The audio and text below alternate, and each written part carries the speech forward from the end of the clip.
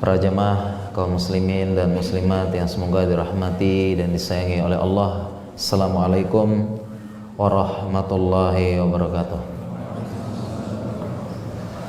Alhamdulillah, segala puja dan puji kepada Allah. Salawat dan salam kepada suri teladan kita,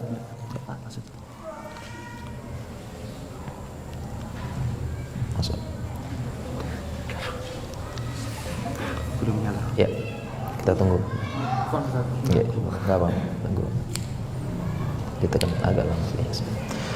Ya, baik para jamaah, alhamdulillah alamin, wassalatu wassalamu ala asyrafil anbiya wal mursalin Muhammadin wa ala alihi wa sahbihi ajma'in, amma ba'd.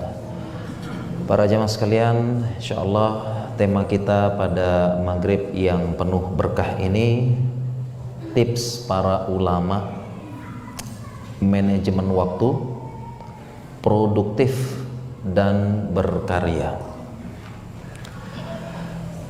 Tips para ulama, artinya ini adalah penjelasan dan praktek langsung dari para ulama kita. Jadi apa yang kita bahas pada maghrib hari ini bukan rahasia saya, begitu ya, bukan tips sukses ala saya, bukan, tapi saya akan share tips para ulama, ilmunya para ulama, serta prakteknya para ulama. Yang ingin kita tekankan bahwasanya kalau kita ingin sukses, berhasil, manajemen waktu, manajemen diri, manajemen emosi dan sebagainya, itu sebenarnya ada dalam agama kita dan dijelaskan oleh ulama kita secara rinci dan detail.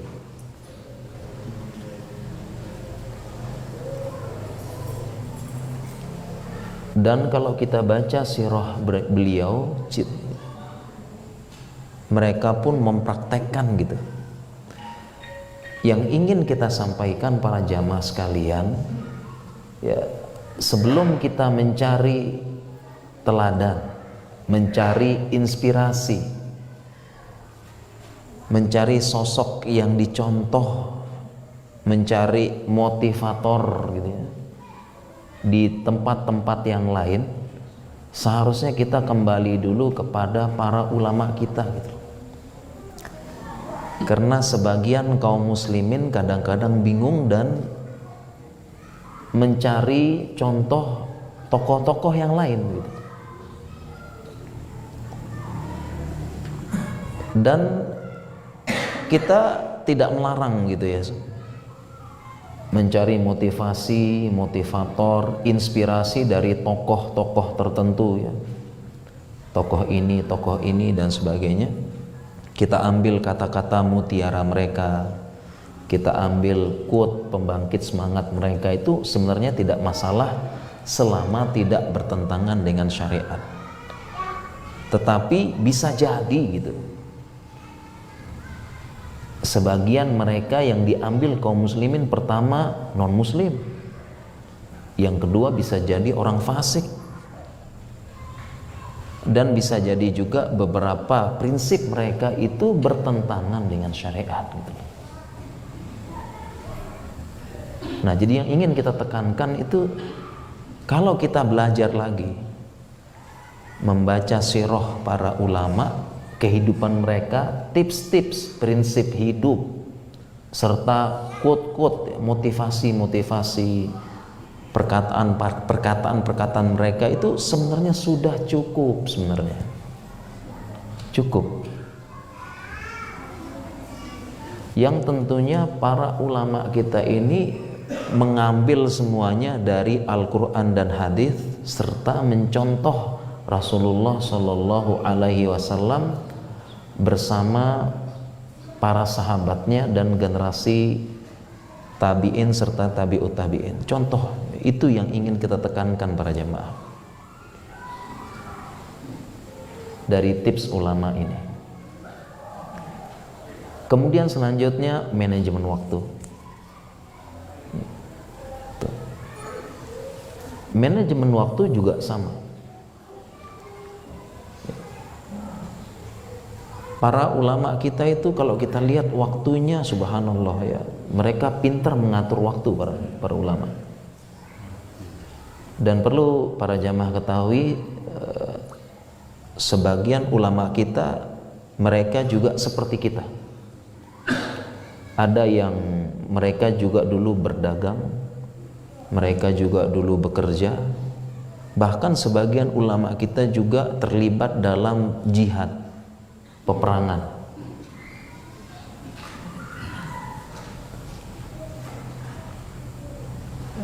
Justru kalau ulama dahulu mereka berpikir double ya, jadi mereka tidak digaji, mereka banyak safar, punya anak istri yang harus dikasih nafkah, mereka pun berdagang. Bahkan sebagiannya ada yang pedagang hebat seperti Imam Abu Hanifah. Siapa para jemaah? Imam Abu Hanifah ini pedagang besar di zamannya, sukses. Ibarat kita sekarang ini, beliau sekarang seorang pengusaha sukses nih. Imam Abu Hanifah ini di zaman sekarang itu mungkin pemegang saham terbesar di Indonesia, pengusaha hebat di Indonesia. Bersama itu beliau imam, murid-muridnya banyak dan tentunya ilmunya sangat diakui, bahkan menjadi mazhab terbesar 4 mazhab. Kira-kira bisa dibayangkan bagaimana Imam Abu Hanifah membagi waktu. Perusahaannya besar, perdagangannya besar, bersamaan itu dia belajar, bersamaan itu dia ngurus anak istri juga, safar sana sini nuntut ilmu. Bisa dibayangkan dengan kita cari uang, berzeki ya. Mereka luar biasa manajemen waktunya dibanding dengan kita sekarang. Sebagian kita mungkin mengajar di pondok, mengajar di mahat, dapat gaji, ya udah nggak mikir lagi kan, nggak mikir lagi kadang-kadang ya, anak istri ya, minimal sudah ada gaji untuk ngisi perut. Ulama dulu enggak, manajemen waktu luar biasa.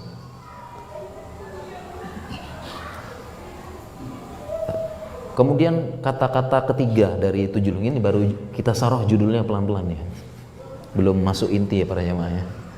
Kata yang ketiga apa tadi? Produktif.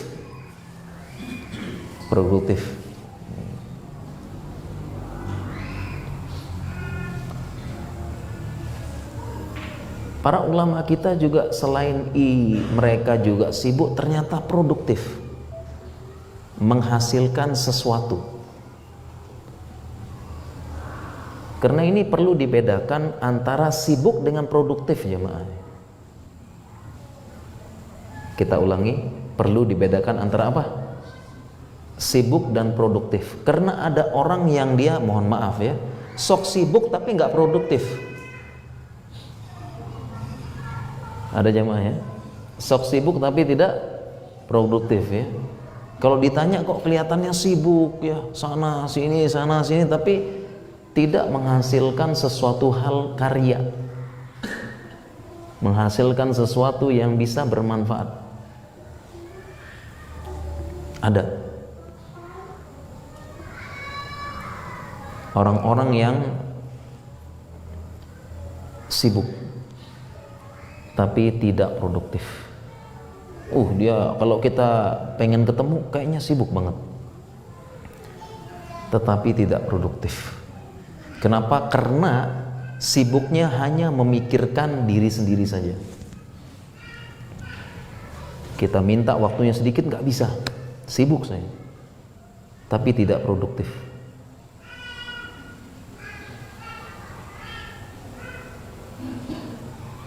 Memikirkan bagaimana diri sendiri. Ya. Beda. Kemudian kata-kata yang keempat dari judul kita apa? Berkarya. Berkarya, yang dimaksud dengan berkarya itu adalah menghasilkan manfaat. Ada sesuatu yang menghasilkan manfaat. Karena Rasulullah Shallallahu Alaihi Wasallam bersabda, khairun nasi anfa'uhum linnas. Sebaik-baik manusia yang paling bermanfaat bagi orang lain. Menghasilkan sesuatu yang bermanfaat, entah itu tenaganya bermanfaat, pikirannya bermanfaat, atau produk hasil karyanya bermanfaat, ataupun kehadirannya di situ bermanfaat bagi masyarakat dan dirasakan oleh orang luas. Termasuk ibu-ibu juga, salah satu produk ibu-ibu anak yang soleh dan soleha. Ya, jadi saya kalau membawa tema seperti ini, ibu-ibu nanya kita produknya apa gitu. Ya, biasanya ibu-ibu langsung merasa insecure ya. Ini ya, istilah kekinian ya. Insecure langsung. Ya, aduh saya apa ya? Kok teman-teman saya yang kerja di kantor yang apa itu gini, tapi saya di rumah aja. Justru anak itu adalah mahakarya yang tidak tergantikan ini, Masya Allah.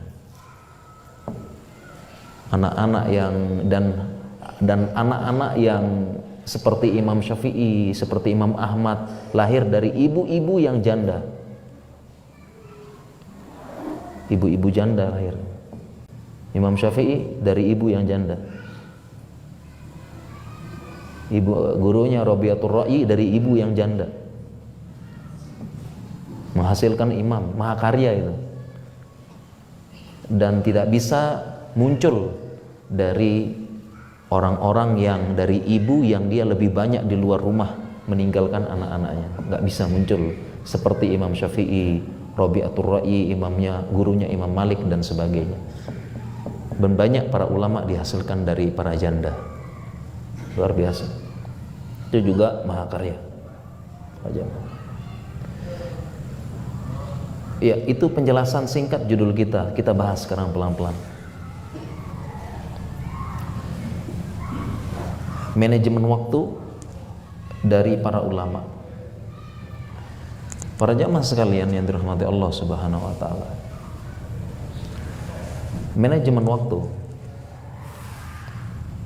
mengatur waktu, ini rahasia orang-orang sukses. Jadi kalau kita pengen sukses, pengen menjadi orang yang besar dan bermanfaat, kunci utamanya adalah di manajemen waktu. Ini kunci utama orang-orang sukses. Kalau kita melihat tokoh, baik tokoh-tokoh dunia, baik muslim maupun non-muslim, itu kunci utama mereka adalah manajemen waktu yang baik. Siapapun itu, tokoh-tokoh besar dunia, muslim non-muslim, itu contoh. Rahasianya adalah manajemen waktu yang baik.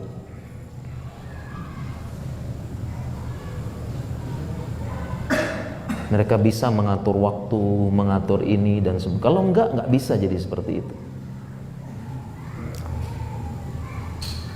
Ya. Kita ambil contoh misalnya ya. Tadi saya bilang sampai orang tokoh-tokoh yang non-muslim pun mereka bisa mengatur waktu. Saya ambil contoh gitu ya. Saya pernah baca. Kalau para jamaah sekalian melihat, tentu para jamaah mengenal Bill Gates, ya tahu ya, atau penemu Apple siapa ya jamaah? Atau penemunya Facebook, Mark Zuckerberg ya, gitulah pokoknya ya. Kalau kita lihat mereka pakai baju yang sama terus, ya tidak? Bajunya sama terus, ya tidak? Bajunya sama ya. Ya, modelnya itu saja ya. Ternyata saya baca itu ada rahasianya. Kenapa beberapa tokoh-tokoh penting itu mereka bajunya itu saja? Rahasianya adalah supaya setiap hari tidak habis waktu mereka untuk mikirin pakai baju apa. Jadi kalau lihat beberapa tokoh modelnya gitu-gitu aja, Itu supaya mereka itu setiap hari mereka nggak pusing mikirin apa pakai baju yang mau dipakai. Jadi ketika ada momen penting, mereka tentunya tokoh, ya tidak? Mereka tokoh, diundang dalam berbagai macam kegiatan. Ini. Bagi mereka ketika ini kemudian menyesuaikan bajunya ini, itu buang-buang waktu. Sehingga mereka pakai. Makanya saya lihat maksud apa? Kok susah aja ya. Omak gitu aja ya. Omak ini ketika dipanggil ke DPR-nya Amerika, bajunya sama, kaosan dia datang. Kaos yang itu. Nggak mikir-mikir lagi jasnya apa, entar atasannya apa, bawahannya apa, nggak bingung lagi. Dan sebagian orang model rambutnya juga sama, gini aja. Seperti itu. Nah, sebelum kita kagum dengan omak dan sebagainya itu, kita lihat ulama kita dulu. Masya Allah. Lebih mengagumkan lagi dalam manajemen waktu. Ya.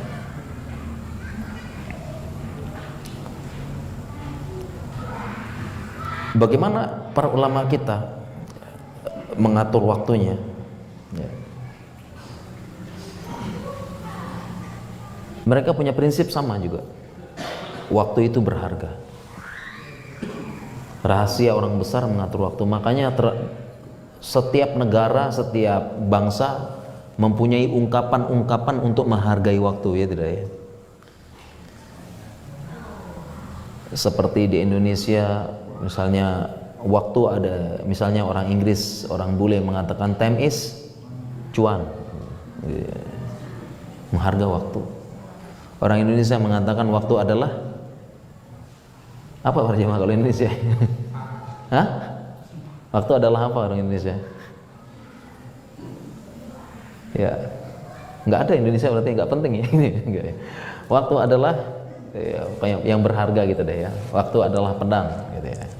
Atau waktu ya, adalah umur yang tidak akan kembali misalnya.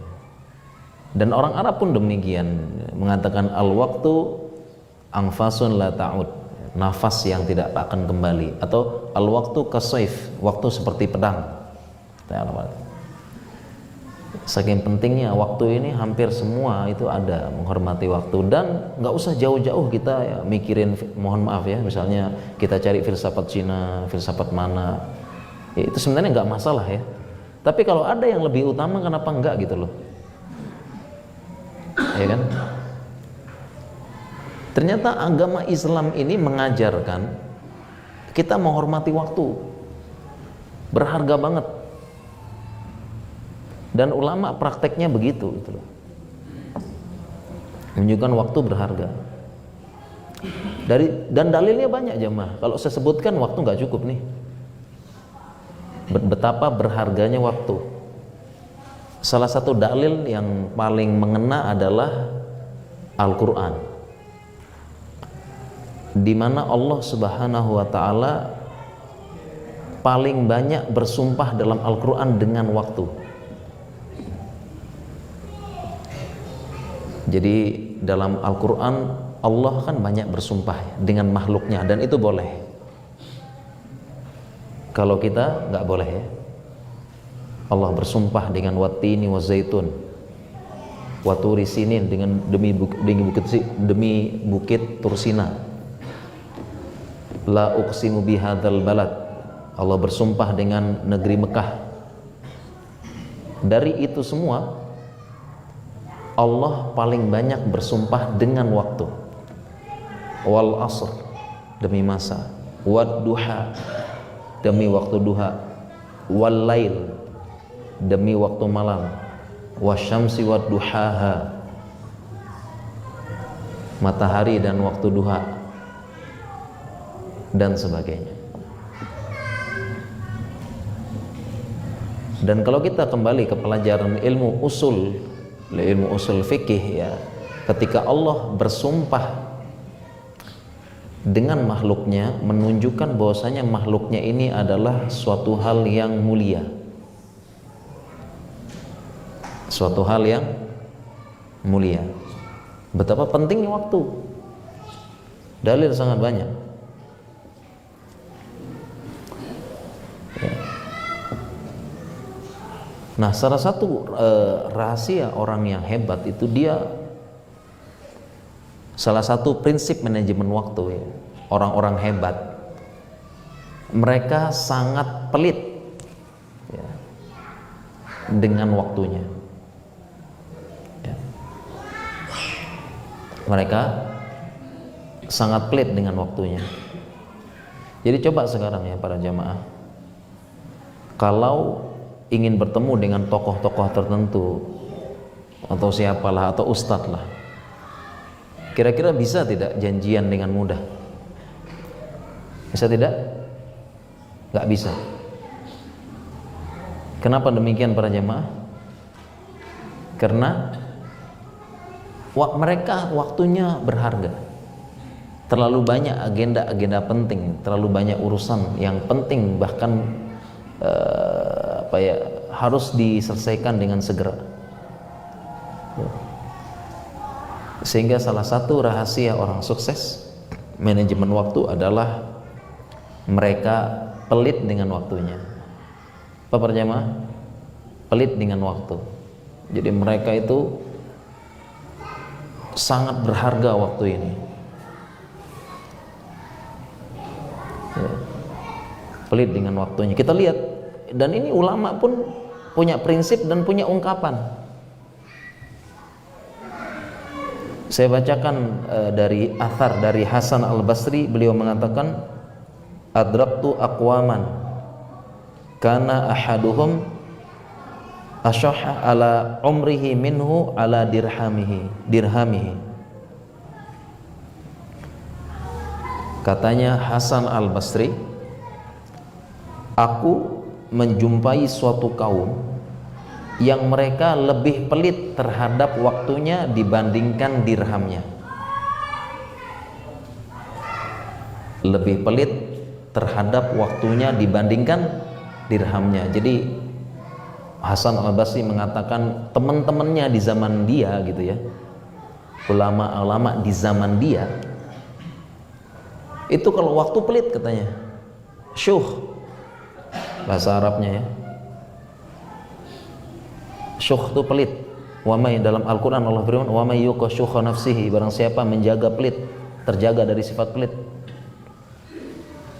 dia pelit dengan waktunya. Jadi kalau dia aja bro ada waktu nggak ngumpul-ngumpul, ngapain ya, nggak ada, ngumpul-ngumpul aja nongkrong, maaf ya saya nggak bisa, ada urusan yang lebih penting. Jadi pelit sama waktunya gitu. Ini rahasia orang-orang hebat. Dan kita dapati begitu juga. Coba aja ada tokoh penting, tokoh hebat, baik pejabat siapa, kita mau minta waktunya nggak bisa. Karena mereka punya berbagai macam agenda yang penting-penting. Pelit.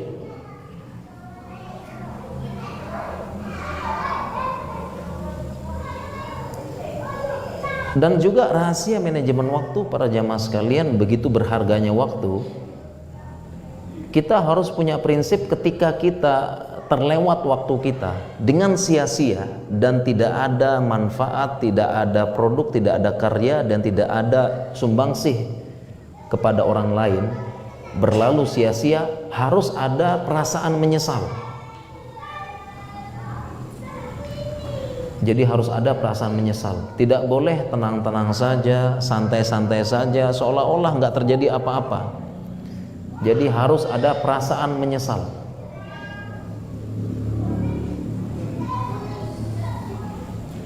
Contoh yang paling sering, saya pun kadang-kadang menyesal ya.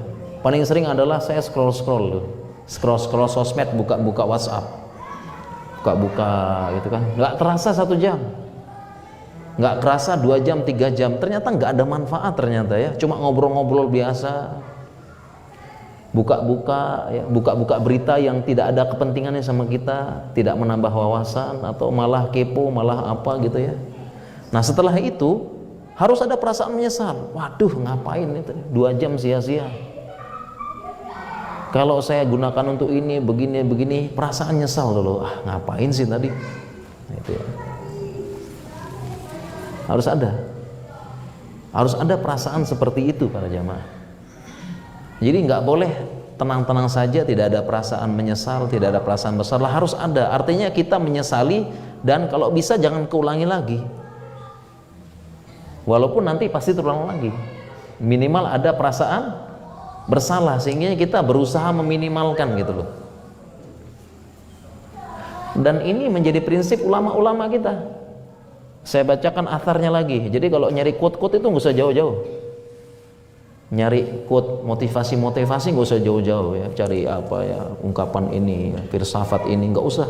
Ulama sejauh-jauh. Kita aja yang kurang baca gitu ya, ya. Saya bacakan lagi prinsip dari Ibnu Mas'ud. Ibnu Mas'ud mengatakan, "Ma nadimtu ala syai'in nadami ala yaumin gharabat syamsuhu wa naqasa fihi ajali wa lam yazid fihi amali." Kata Ibnu Mas'ud.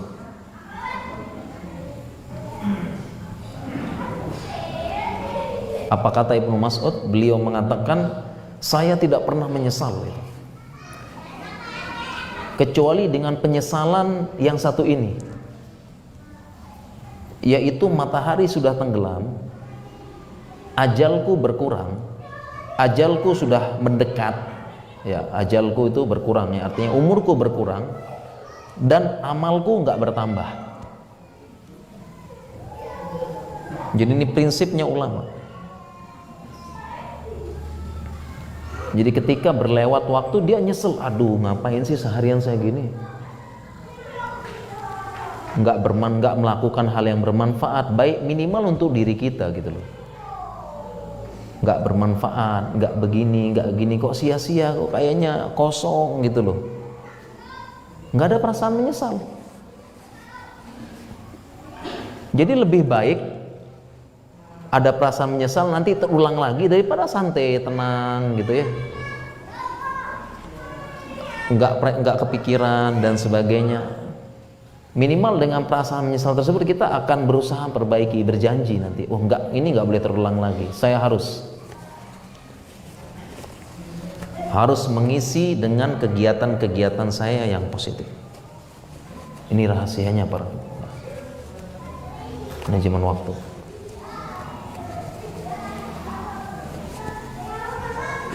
Ya. Kemudian selanjutnya para jamaah, masih lagi kita masih di manajemen waktu ini. Kenapa bisa orang itu pelit waktunya? Tadi sudah kita jelaskan, ketika ada yang mengajak bertemu, ngajak ngapa-ngapain, kalau sekedar nongkrong-nongkrong terlalu lama, kurang ada faedahnya, apalagi terlalu sering nongkrong, itu nggak mau. Alasannya apa tadi? Ada kegiatan yang lebih penting.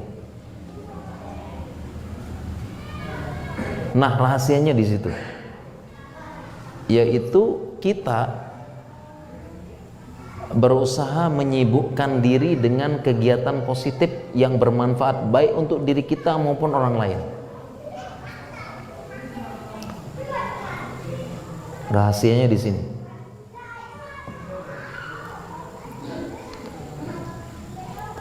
Karena ada ungkapan ulama lagi yang bagus nih. Ungkapan ulama yang bagus. Jadi prinsip nih, yaitu ucapan dari Ibnul Qayyim Al-Zawjiyah dalam kitab beliau Jawabul Kafi. Beliau mengatakan, wa nafsuka in ashghaltaha bil haqq wa illa ashghalatka bil batil.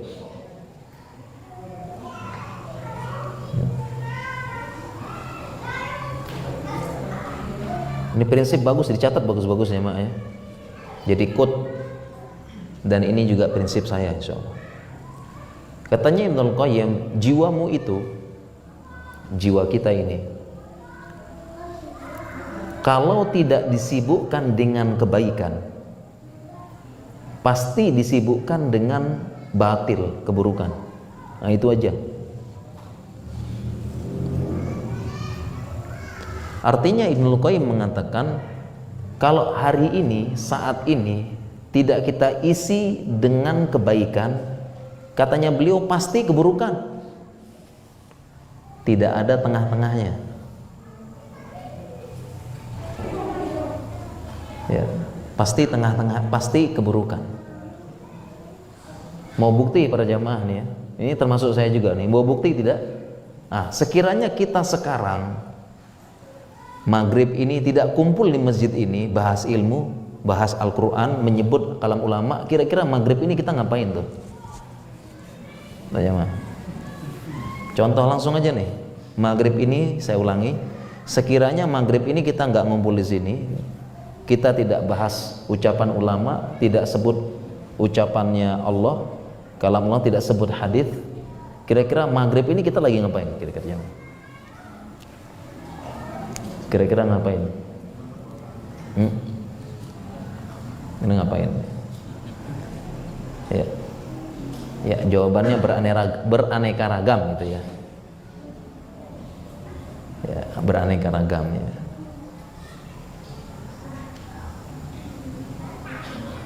Yang penting terisi dengan hal-hal yang baik ya. Termasuk hal yang baik itu ngumpul dengan keluarga, itu baik juga ya. Ngumpul dengan anak-anak, sekedar main-main, ngobrol, dan itu sunnah. Sunnah mula abatuhu ahlahu. Main-main dengan anak-anak itu juga termasuk yang produktif itu ya. Main-main. Tapi kadang-kadang ya ada yang jawabannya ya rebahan Ustadz ya, sambil scroll-scroll gitu paling ya. Atau debat di grup WhatsApp panas-panasan ya, bantah-bantahan dengan modal copy paste gitu ya. Ada juga gitu. Jadi kita jamaah harus diisi.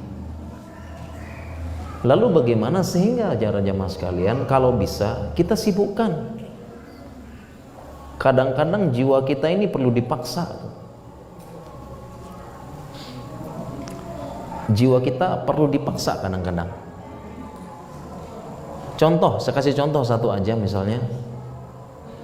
Ya, kadang-kadang misalnya kita nih pengen belajar tahsin, memperbaiki makharijul huruf, pengen belajar bahasa Arab, atau pengen menghafal Al-Quran.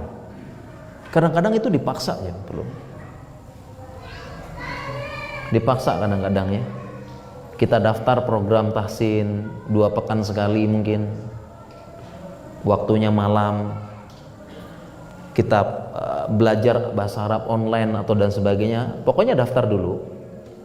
Ikut dulu dipaksa. Masalah nanti berguguran di jalan gitu ya, atau apa, urusan nanti. Apalagi kalau belajar bahasa Arab, kita punya istilahnya kena muntaber.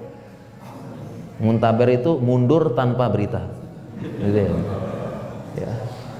Mana ya, biasanya kalau saya yang buka kelas bahasa Arab itu ya, yang hadir pertama puluhan ya, lama-lama waduh, mana Ustadz kok nggak ada, kena muntaber gitu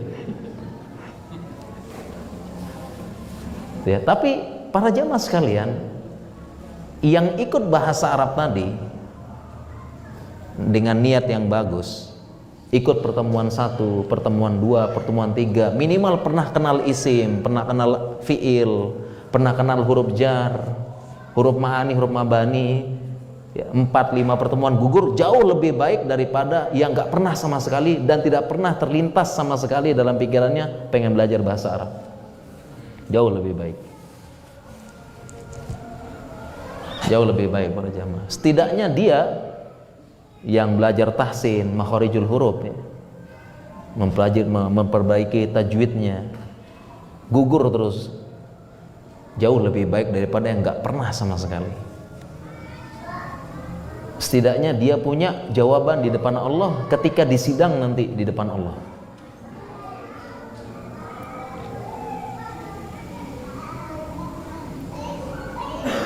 Setiap kita nanti akan disidang depan Allah. Yauma yaqumun nasu li rabbil alamin. Hari di mana manusia berdiri di depan Allah, disidang satu persatu. Ada jawaban setidaknya. Jauh lebih mending. Kamu beneran cinta Al-Qur'an? Iya Allah, saya cinta. Gak pernah belajar tajwid gimana? Nah, nggak pernah sama sekali. Nah, setidaknya yang ini, ya Allah, saya pernah belajar pokoknya. Ya setidaknya saya pernah pengen gitulah. Ada jawab sedikit gitu loh. Dan jauh lebih baik. Kadang kita perlu disibukkan, ini perlu dipaksa kadang-kadang jiwa gitu ya. Sekali-sekali perlu itu dipaksa. Karena kalau kita tidak disibukkan dengan ya kita belajar dasar-dasar itu, dan itu semua termasuk dasar-dasar agama. Dan sekarang dengan setelahnya wabah pandemi ini ada hikmah ya. Selalu ada hikmah di balik musibah. Ya, ternyata bisa kita belajar jarak jauh. Tidak ada alasan di kota, di desa, di pelosok, di balik batu, ini batu ya. Di mana gitu, nggak ada alasan sekarang bisa belajar online. Mau pilih online mana dan sebagainya, pokoknya ikut dulu jemaah. Masalah muntaber dan apa itu nanti ya, ikut dulu pokoknya. Ada hujah. Ya. Alasan sibuk dan sebagainya, pokoknya ikut dulu. Kadang dipaksa. Karena para jamaah sekalian, kalau kita nggak disibukkan dengan yang seperti itu ya, belajar dasar-dasar agama, ya, yang terprogram gitu ya, belajar tajwid terprogram, belajar bahasa Arab terprogram, ngaji terprogram, menghabiskan kitab, menghabiskan buku terprogram itu, kalau kita nggak isi dengan gitu, pasti diisi dengan sia-sia itu udah prinsip dah itu, udah prinsip, pasti.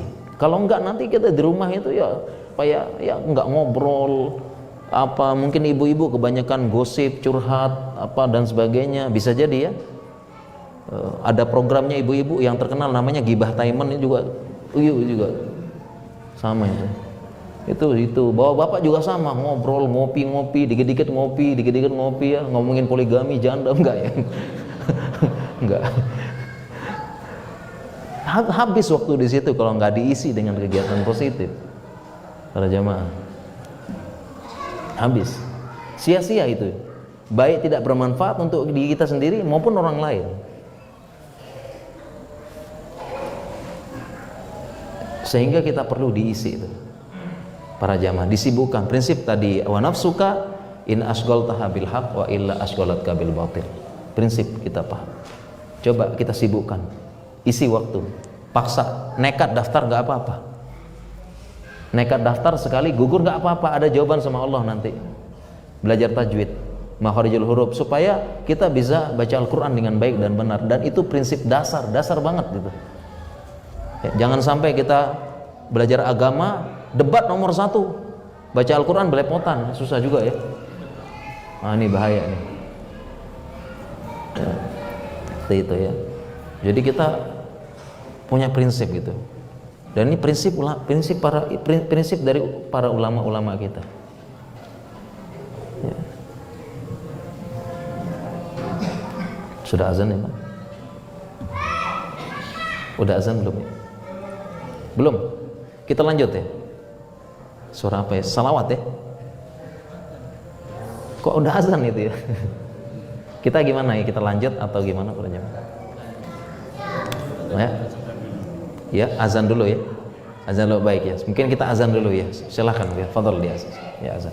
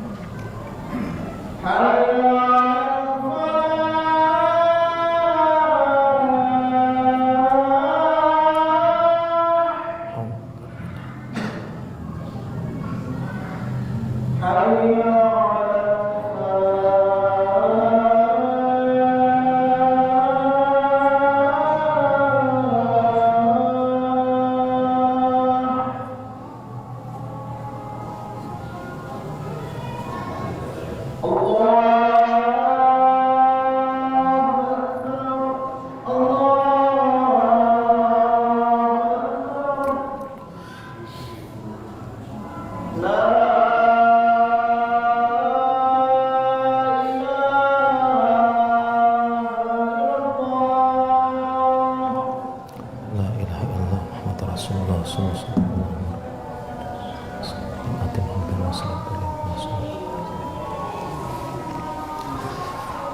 Baik para jemaah, kita lanjutkan sampai qomat ya. Seperti itu ya biasa ya. Baik ya, kita lanjutkan. Ya, kita percepat ya beberapa pembahasan ini, memang waktunya memang kurang ya sepertinya ya. Kita lanjutkan ya. Prinsip selanjutnya para ulama gitu ya. Ya, tadi kan sudah berusaha menyibukkan. Jadi sejak sekarang para jamaah ya pikir ya, apa kesibukan yang harus saya lakukan. Ya, entah itu begini ataupun sebagian lagi ikut dalam dakwah, sebagian lagi menjadi relawan gitu ya. Relawan kegiatan kemanusiaan, ada bencana dia jadi relawan, itu bermanfaat banget. Sangat bermanfaat. Artinya kita lihat dulu potensi kita di mana. Potensi kita dalam pikiran, potensi kita dalam tenaga, potensi dalam mana, coba kita aktifkan gitu ya, supaya bermanfaat. Nah, kemudian untuk manajemen waktu selanjutnya yang dilakukan oleh para ulama adalah firman Allah Subhanahu wa taala, ya ayyuhalladzina amanu taqullah faltanzur nafsum ma qaddamat ligod.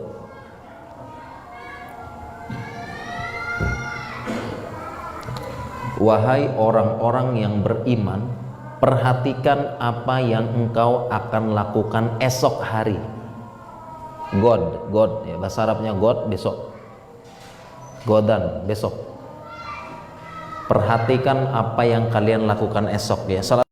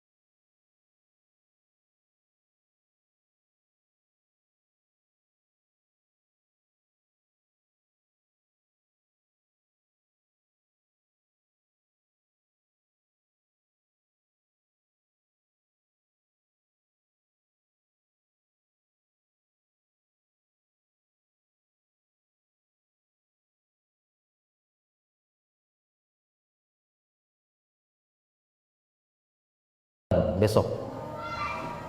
Perhatikan apa yang kalian lakukan esok ya. Salah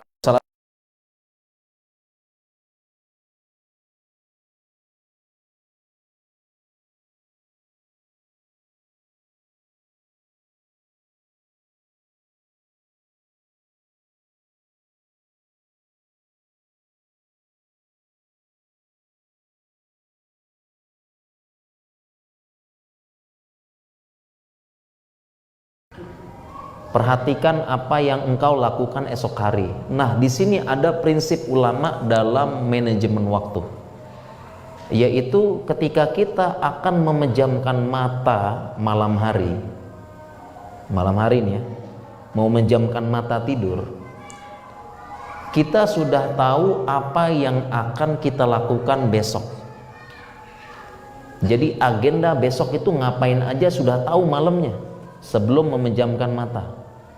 Sehingga seorang muslim itu dari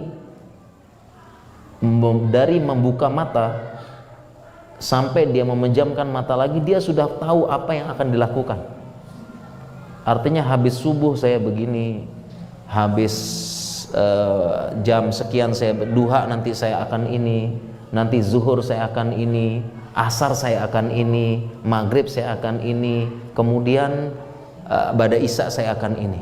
Itu sudah tahu, sudah punya program, sudah tahu, sudah ada rencana dia. Jadi contoh misalnya dari subuh saya sholat subuh, atau dia bangun sebelum subuh sholat malam, sholat subuh, habis sholat subuh kemudian saya mungkin ada pengajian sholat subuh, atau saya baca Al-Quran berapa lembar, habis itu saya mungkin rutinitasnya pergi ke kantor. Di kantor nanti ada jam istirahat ya, karena nanti malam ada setoran hafalan, saya murojaah sebentar ngantor. Nanti jam 12 siang saya telepon orang tua dulu, ada waktu, ada janji. Kemudian sore mungkin saya jenguk teman yang sakit. Nanti maghrib ada kajian, malam nanti ada waktu dengan keluarga. Jadi sudah ada jemaah. Jadi bukan prinsip seorang muslim berdasarkan ayat ini besok ngapain, nggak ada, ngalir aja dah, apain lah gitu, ngalir gitu ya. Bukan prinsip muslim itu. Besok sudah tahu apa programnya, sudah terencana. Seandainya besok pengen malas-malasan, ya udahlah malas-malasan sampai jam 11 gitu ya. Selebihnya nanti saya begini, ada program ini, saya kesini dan sebagainya. Sampai malam itu prinsip. Dan ini juga prinsipnya orang-orang sukses. Makanya kalau saya ada beberapa mantan artis gitu ya. Mereka subhanallah jadwalnya padat banget. Pas jadi artisnya naik daun ya. Jadi pagi itu syuting, terus nanti nanti syuting iklan, yang ketiga nanti ada wawancara, yang keempat temu fans, nanti malam juga ada syuting kejar tayang. Ya Allah ya. Kalau mereka aja begitu, masa kita nggak bisa jemaah? Sibuk. Jadi kita sibuk nih. Harus ada program. Malam habis isya ini saya waktu main-main dengan anak-anak, ngobrol-ngobrol. Karena itu sunnah ya. Jadi sebagian kita kadang-kadang kalau waktu ngumpul-ngumpul dengan anak-anak itu kita bilang nggak produktif, enggak, justru itu sunnah paling bagus ya, ngumpul-ngumpul ya, itu paling produktif ya. Ngumpul-ngumpul main-main sama anak-anak itu justru sunnah dan itu produktif ya. Kadang-kadang kita sampai sibuk luar biasa gitu ya, mikirin macam-macam, mikirin ini. Itu para jamaah tentang manajemen waktu. Kemudian kita persingkat sedikit, kita bahas tentang produktif tadi jemaah. Ya, produktif ya. Kalau produktif ini bahasa lainnya ulama adalah keberkahan waktu. Produktif itu kan bahasa kekinian ya. Tapi kalau bahasanya ulama adalah keberkahan waktu. Atau dengan al-barakata fil umr, berkah, umurnya berkah, waktunya berkah, itu maksudnya ulama. Produktif itu waktunya berkah. Dan inilah para ulama kita, waktunya berkah. Dia sesibuk apapun dia ada karya, ada karya. Dan karyanya itu juga terjadi dengan waktu yang hebat. Kalau kita ceritakan ulama, waduh, panjang lebar ya, dan sudah diperingatkan ini jemaah ya. Para ulama ya, berkah waktu. Contoh Imam Nawawi ya, Imam Nawawi itu beliau meninggal muda. Imam Nawawi, coba lihat itu ya. Masjid mana yang nggak ada hadis arba'in di masjid? Masjid mana di dunia ini yang tidak ada hadis arba'in? Masjid mana di dunia ini yang tidak ada Riyadhus Shalihin di masjidnya? Itu punyanya Imam Nawawi, dan beliau meninggal muda, umurnya 40 sekian meninggal. Berkah waktunya. Ya, kemudian Ibnu Taimiyah juga demikian, menulis Akidah Al-Wasithiyah sekali duduk sekali selesai, dan bukunya dipakai sampai sekarang. Sekali duduk. Kalau kita aja nulis skripsi aja, ya Allah. Nulis skripsi sampai apa ya? Itu berkah ya. Para jamaah sekalian, kita sholat atau gimana? Sudah ya?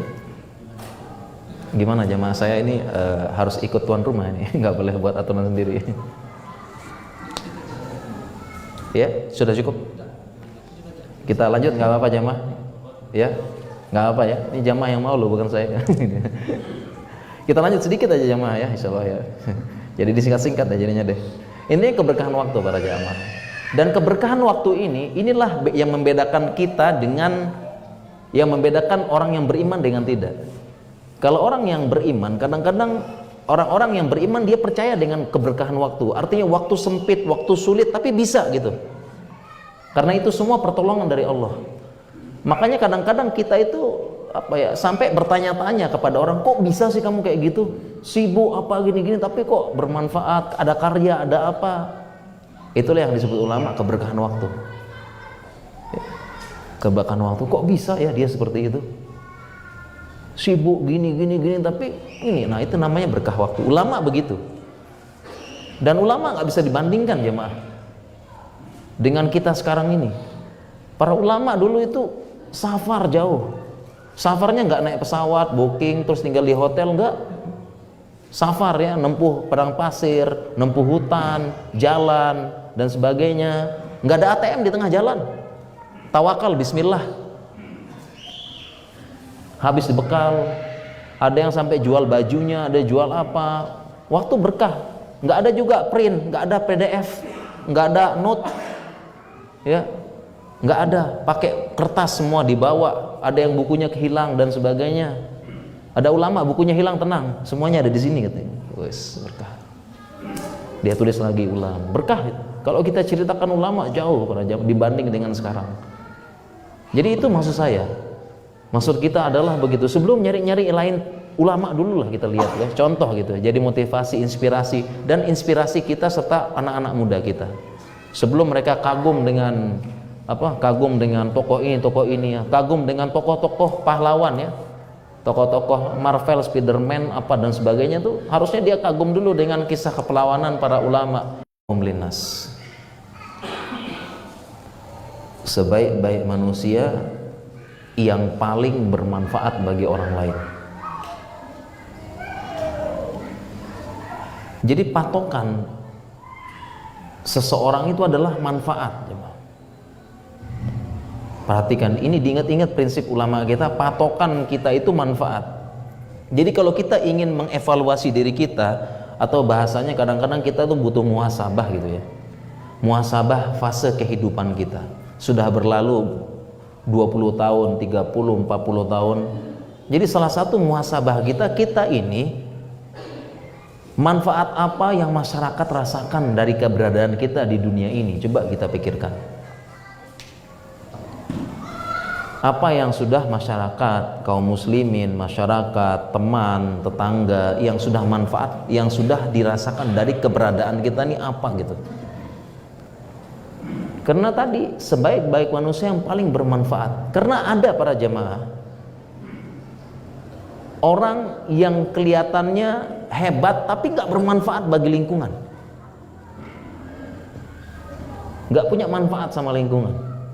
Dan ini ibarat sama kalau orang dulu bilang pohon pinus dan pohon cemara katanya. Ada orang yang pohon pinus tinggi besar menjulang, tapi tidak memberikan naungan sedikit pun, nggak ada buahnya juga. Ada. Dan saya punya teman sini, ada ya teman. Saya punya teman ini dokter spesialis. Ya, dokter spesialis teman ya. Tapi jangan digeneralisir para jamaah ya. Saya contoh, dia ini ya sibuk mengembangkan diri sendiri aja.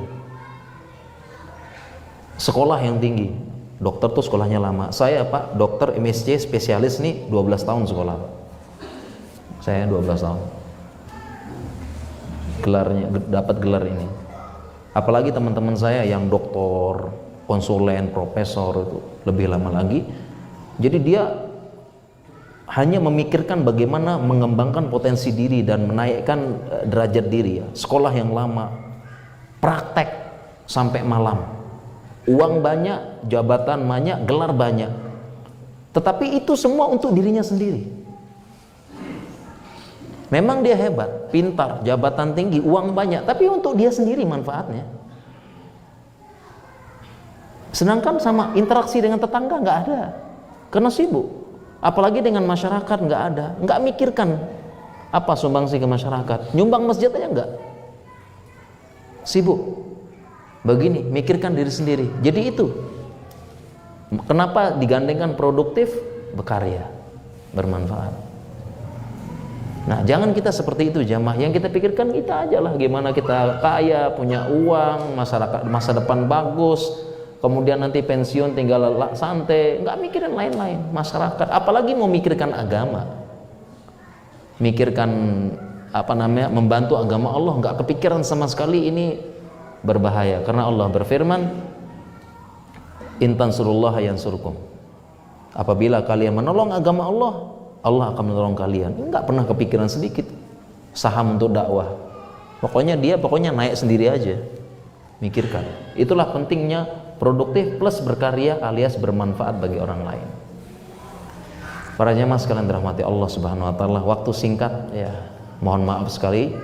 Sebenarnya materinya masih banyak sebenarnya ya. Kita sharing-sharing ini tapi ya qadarullah. Ya, waktu sangat singkat ya. Saya cuma ingat pepatah ya, kalau ada semut di ladang gimana ya? Kalau ada semut di ladang gimana? Jemaah? Ya, nggak boleh mandi di situ ya. Mandi itu di tempat tertutup. Itu aja. Kita akhiri, subhanakallahumma bihamdika asyhadu an la ilaha illa anta astaghfiruka wa atubu ilaik. Wassalamualaikum warahmatullahi wabarakatuh.